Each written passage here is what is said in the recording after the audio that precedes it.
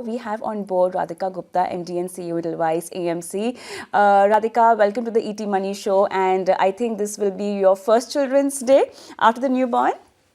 Yes, hi there, and wishing all viewers and children watching a happy Children's Day. It is my first Children's Day after Yeah, being a mother, so it's a extraordinarily special one. I'm sure. So, Radhika, right from all the research reports that's coming up from Harvard School or Dr. Gaber's book, everyone say just one thing. Okay, the bottom line just comes down to one thing: hold on to your children, love them, but also discipline them. What's more important according to you, love or discipline? And I, I how should you act on it? firstly, I have to say I'm the worst person to be giving advice because I'm the newest mother, and most people watching have Yeah. many more years of experience. I only have a few months, but my hope is that love and discipline can go hand in hand. I think discipline, while it seems difficult in the short term, like many things in the market, it pays off in the long term. So I want to believe that it is a form of love, and I think discipline is not the old school definition of discipline. My mother is an educator, and she always said, listen to your children and they will listen to you. So treat them like adults, have mature conversations with them, and then perhaps discipline will not sound like such a bad word. So now, since you just mentioned that, and we all know that you're a new mom, what are those phases that you go through? Do you really doubt yourself as to whatever you're trying to do with your child? Is it right or not? Are you giving him the best? Are you doing the right thing? Do you get these kind of questions?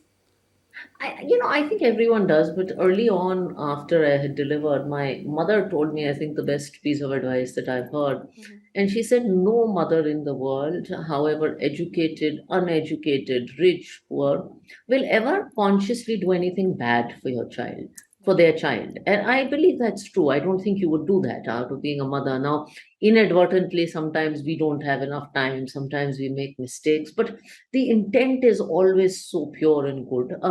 So yeah, maybe there are moments of doubt, but one thing I have learned is, and this is my advice for anyone going through this: don't be so harsh on yourself as a mother.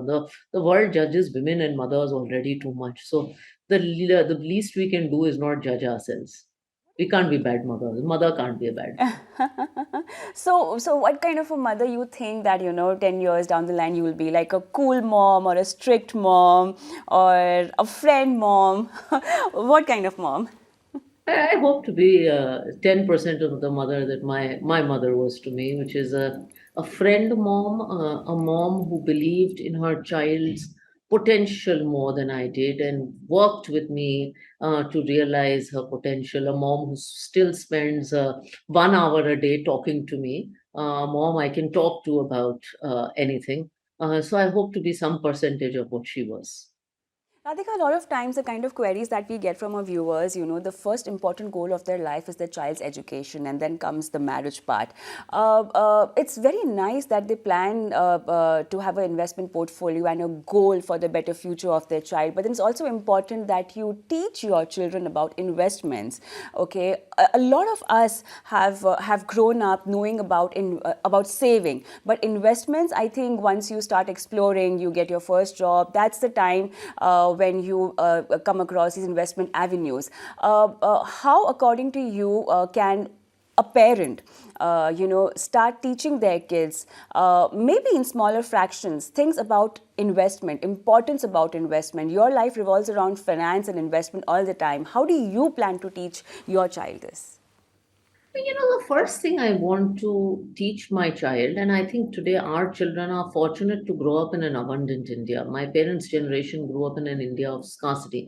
The first thing I want to teach my child is the value of money, the value of the resources that he is born with, and the ability to make the most out of it. Because finally, investing also philosophically is the business of doing the best with resources in limited capital. So first, I want to teach him gratitude and value for money. Then, as you said, I want to teach him how to save. And then I gradually want to talk about the fact that you have to money. We work very hard. Mom and dad work very hard, but money, and they earn money, but money also has to work hard for them. And how do you make money hard? And hopefully we can simplify concepts like mutual funds and stocks and the fact that you buy small businesses and grow. But I think I'll figure that around the way. I don't have a formula just yet. You said gratitude. Why is that important? I think gratitude is very important because, we live in a very consumerist age. And today, because of social media, children are focused so much, all of us actually, on buying this or buying this Apple Live, 14 because some other friend bought it.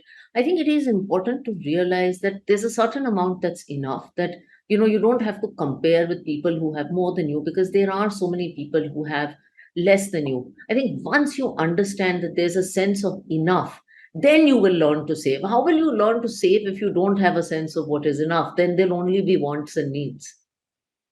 Important do you think it is to help the kid establish a rapport with money, a relationship with money? I think a relationship with money will start very soon because your child will be a few years old. I'm not there yet, and will go to a store and will want to buy something. And you do it once, but you won't do it twice and the third time, and then you will have a conversation about why you can't buy, you know, 10 phones or 10 pieces, 10 bikes or whatever it is. So I think the relationship with money will start very, very early. But then, do you think it's important to teach about financial goals and the importance of having goals in their life, not only financial, but then to have a life which is planned, the things that you want to achieve financially or even otherwise?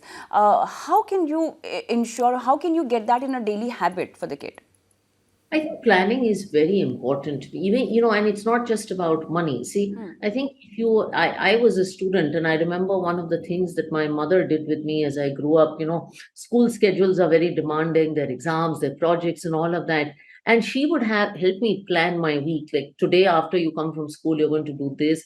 This is what you're going to do. These are the projects you have. This is what you're going to plan. And that was a form of planning. And till date, the reason I'm able to manage the things I do, being a mom, being a CEO, running Amphi, all of that, I'm able to do it because of a certain amount of planning. So having goals, having timelines is very important. And I think that translates well to money. So again, I think if a child has for needs that are monitor money related, they have to be planned. That what do you want in 3 months? What do you want in 6 months? What do you want in 1 year? So I think planning can start very early. Planning is a good way to live life. Your first money lesson that you remember? My first money lesson, I remember when I was a child, I would see in the early 90s, तब तो physical shares होते थे. My father would be investing, in shares, and he would write them down, and I would periodically look. The second money lesson is a phrase I heard a lot, जो UP में बहुत कहा जाता था, where I hail from, which is it's about value for money. My mother is a big value for money person. So the phrase was sasta, sundar or tikau. You should buy something that is cheap, something that lasts long, and something that is good. I guess it was value investing in the mother's language. Interesting.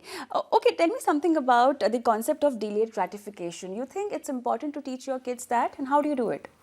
I think so. And I said, as I said, we live in an extremely consumerist society. So it is, we are often, some of us are fortunate enough that we can give our children a lot of what they want today.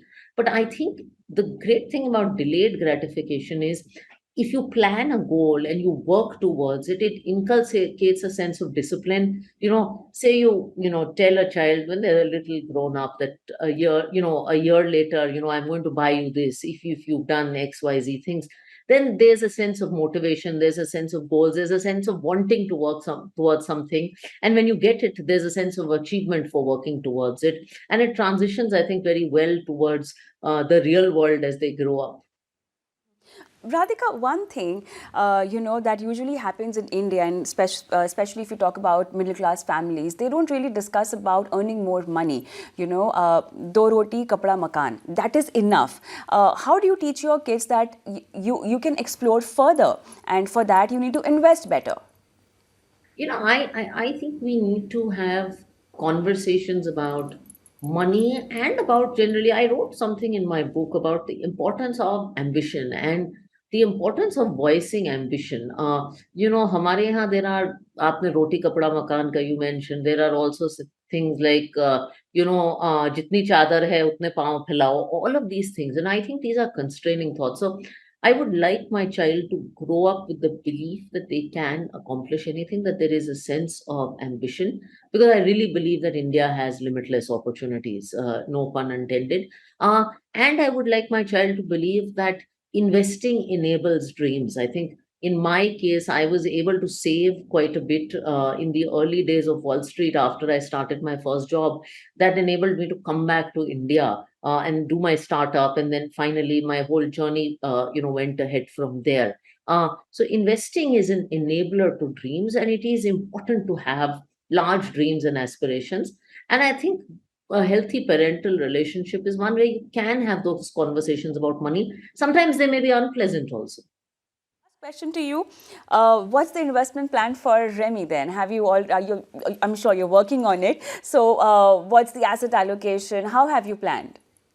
So we've got something very simple that we plan to start. We just got him all his docs, his Aadhaar card, his PAN card, everything is applied for a passport, even though that's not linked. And he's just opening a bank account.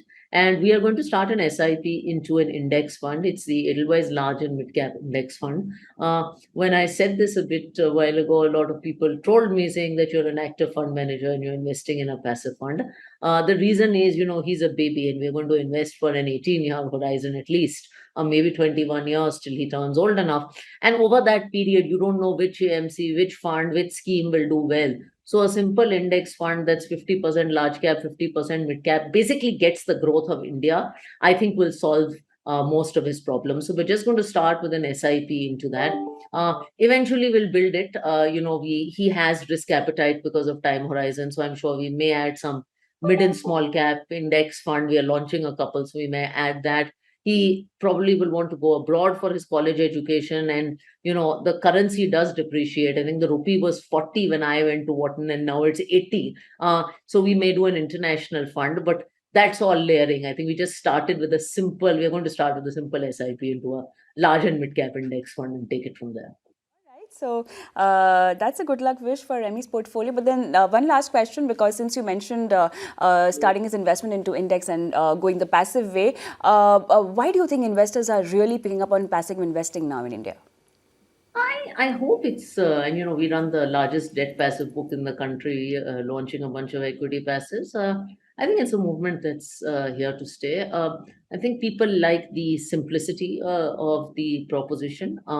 There are lots of outstanding passive products being launched. And I always say with active versus passive, there's no sort of debate. Both can go hand in hand. They're takers for both.